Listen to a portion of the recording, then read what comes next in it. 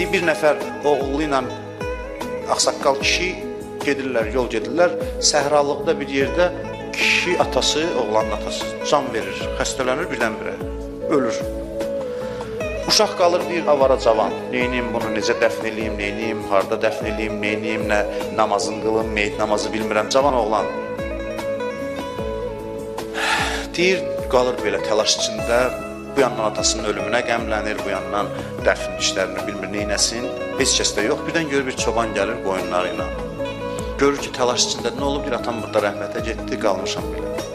Deyir, onu kəndə apara bilməyəcək, işimizi uzaqlıyor. Su da burada qüsulcu yoxdur, bunu təyyəmmüm eləyək burada və meyit namazını mən bir tər qılaram çoban deyir. Qılaram və onu dəfn eləyər. Deyir, dayanır, çoban meyit namazı, işləri görür, meyit namazını qılır, nəsə dua eləyir, namazdan sonra dua müstəhəbdir. Sonra deyir, dəfn eləyirlər bu kişini. Oğlu deyir, qəbrindən ayrılmıram bu gecə. Atam qərib öldü, falan öldü, yatır yanında. Yatır, deyir, oğlu atasını yuxusunda görür.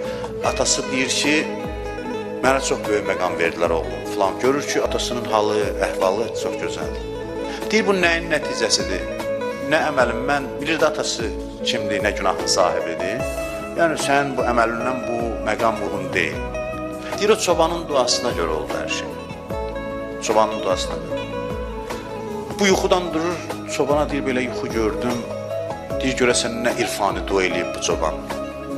Hansı arifanə dua eləyib filan. Çobana deyir, sən nə dua elədin? Deyir, nə dua, mən dua zat bilmirəm. Mən namazı gücdən qıldım, meyit namazını. Mən səhv qıldım, düz qıldım.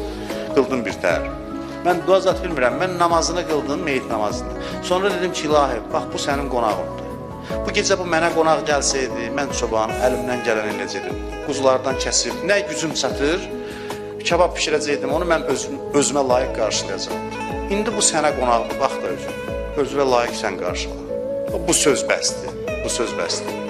O sözdür ki, Həzrəti Əli əleyhissalam Salmanın kəfəninə yazdı ki, soruşsalar ki, niyə əli boş gəlmirsən?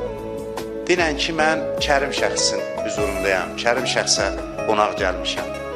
Yəni, insan öz əli boşluğunu və Allahın kərəmini, mərhəmətini dərk eləsə, buna uyğun da insanla davranırlar. Buna uyğun da insanla rəftar edirlər. Çox mühüm məsələdir.